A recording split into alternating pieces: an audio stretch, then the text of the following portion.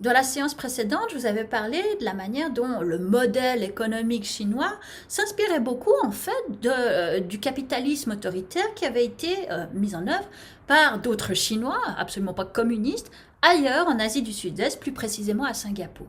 Eh bien, c'est exactement ça, hein, le sujet d'aujourd'hui. Quelles sont ces autres Chines? Où sont les autres Chinois et quelle est leur relation avec Pékin?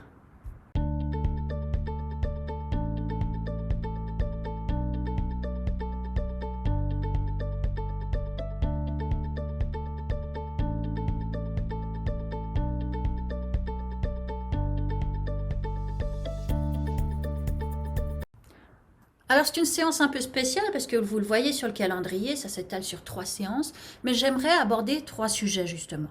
Un, ce qui est advenu aux nationalistes après qu'ils aient perdu la guerre civile. Eh bien, ils s'en vont à Taïwan et c'est ça ce que j'aimerais vous expliquer.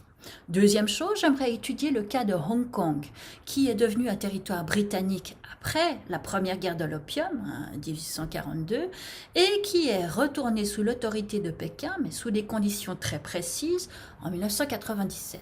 Et enfin, dernier point, j'aimerais me pencher vers cette Chine de l'intérieur, hein, cette Chine du Xinjiang, où il y a de très larges communautés musulmanes que l'on connaît aujourd'hui sous le nom des Ouïghours.